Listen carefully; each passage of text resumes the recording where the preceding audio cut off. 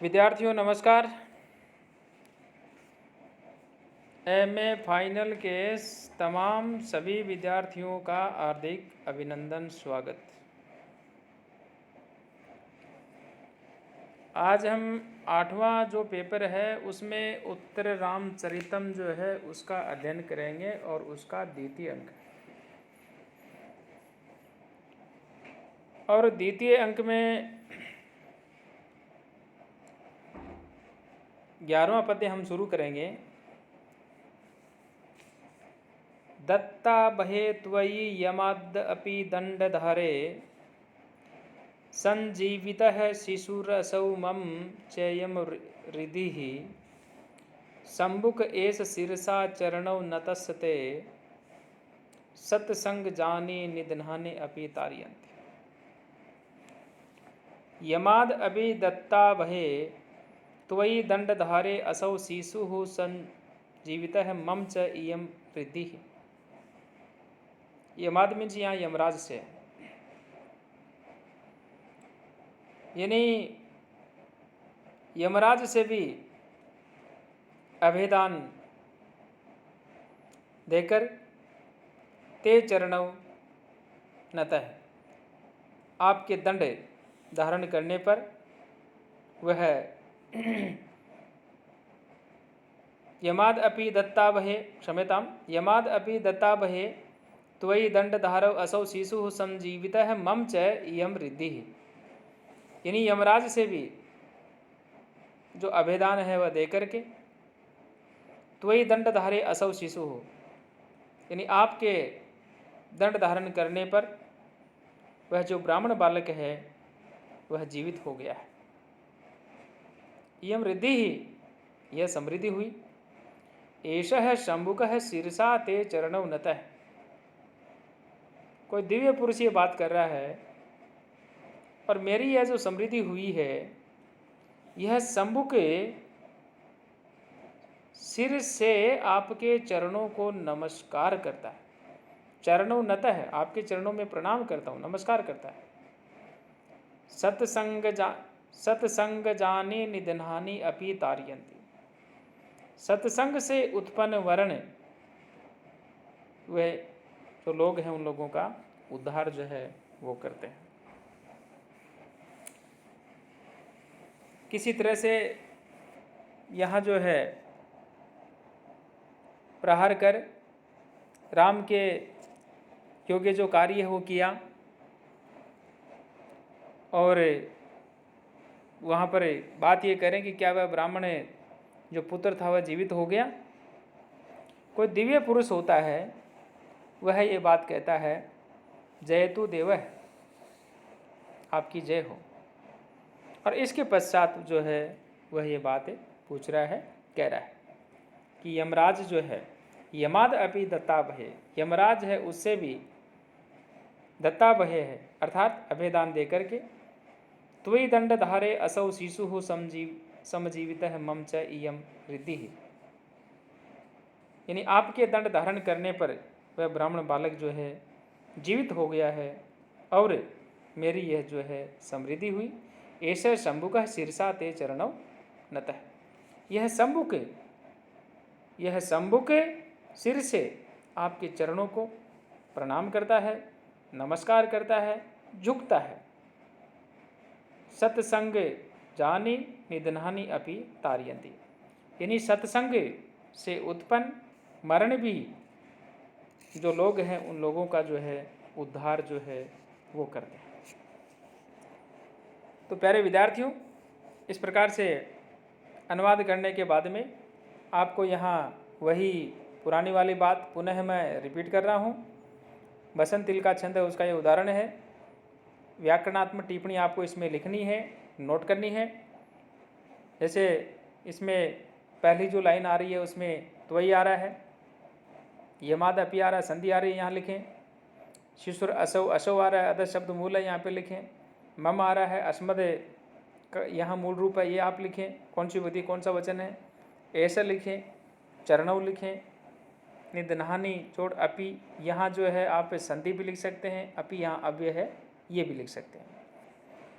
तो ऐसे व्याकरणात्मक जो टिप्पणियाँ हैं वो आप साथ साथ में लिखते रहें, तब जाकर के कोई अपने को जो इसमें सफलता जो प्राप्त होती है।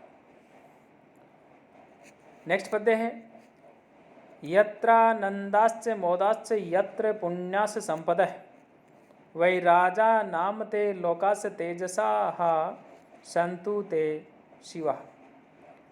यत्र आनंदाः च मोदाः च यत्र पुण्यः च संपदः वै राजाः नाम तेजसा लोका ते शिवा सन्तु।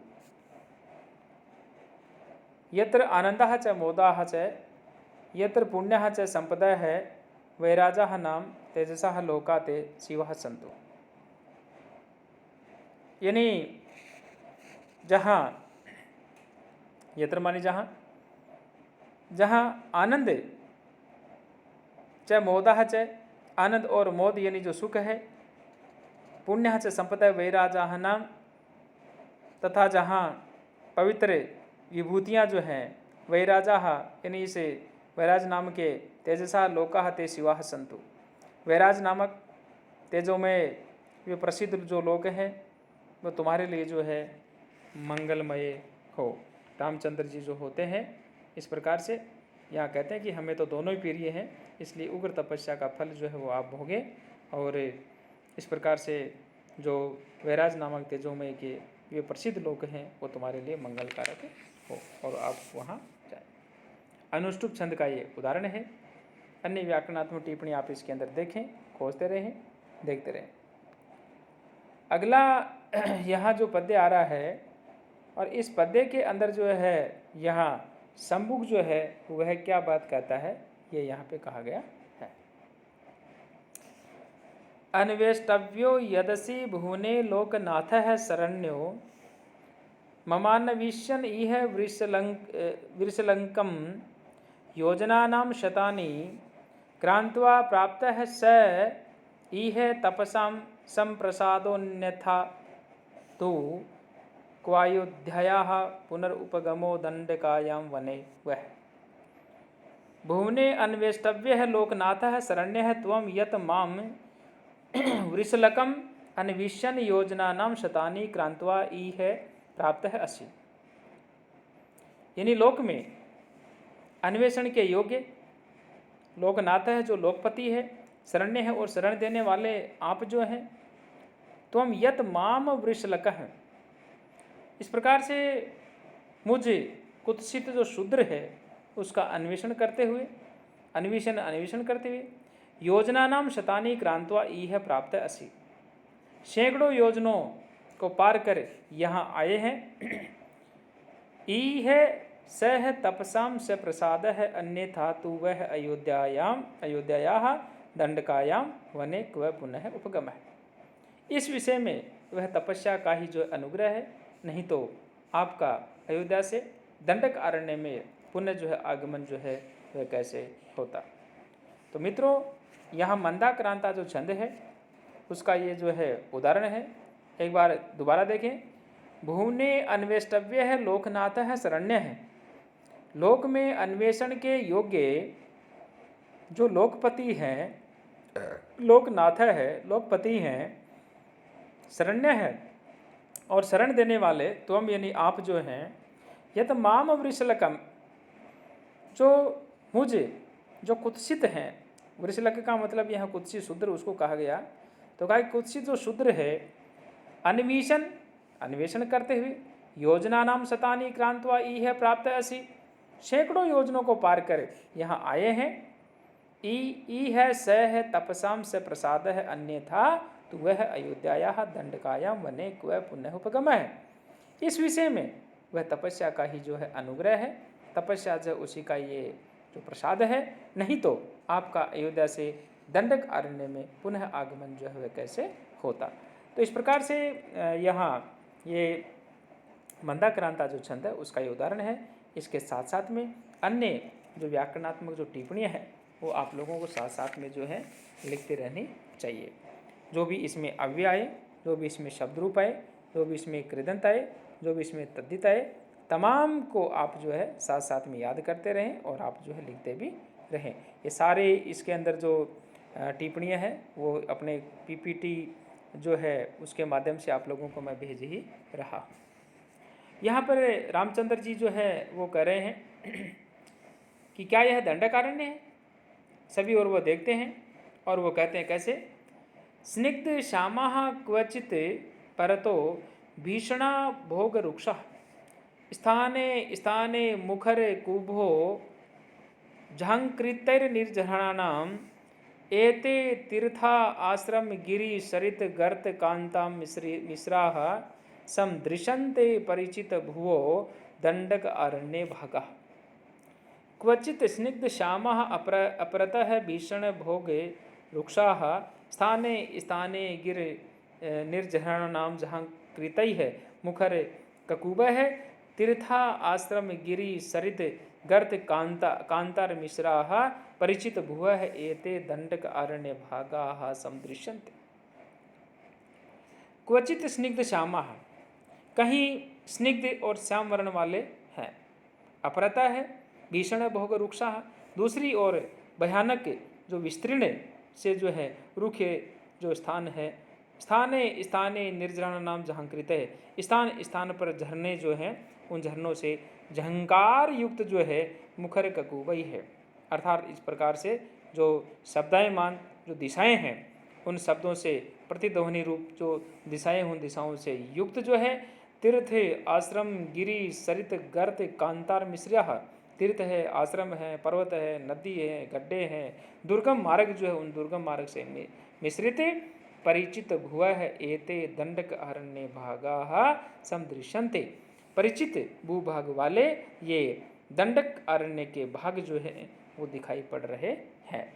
तो जब शंभुक से रामचंद्र जी जब ये बात कर रहे हैं उस समय शंभुक के द्वारा जो है कहे जाने पर रामचंद्र जी जो है ये बात कह रहे हैं और कह रहे हैं कि इस प्रकार से ये जो कहीं जो स्निग्ध जो है वह है और साथ में श्याम वर्ण वाले और भयानक ऐसे फैले हुए स्थान स्थान पर ये जो झरने हैं, यहाँ तीर्थ स्थान है, आश्रम है, पर्वत है, नदी है, गड्ढे हैं, दुर्गम मार्ग है, इस प्रकार से ऐसे वाला जो भूभाग है ये दंडक अरण्य जो है वही दिखाई पड़ रहा है। तो प्यारे विद्यार्थियों, यहाँ शंभुक और रामचंद्र जी का जो वार्तालाप है उसको यहाँ पर इन चारों पद्यों के अंदर जो है कवि के माध्यम से यहाँ जो है ये कहा गया है। कवि जो है यहाँ रामचंद्र जी के माध्यम से, रामचंद्र जी के श्रीमुख से, शंभुक के श्रीमुख से कवि के द्वारा जो यहाँ कहलवाया गया है। तो इस प्रकार से अपन इन सभी को जो है याद करें, इनको नोट करें। जो कोई भी यदि आपके समझ में नहीं आ रहा है तो आप जो है ग्रुप के अंदर शेयर करें, आपकी हर समस्या का समाधान जो है वो किया जाएगा। Thank you.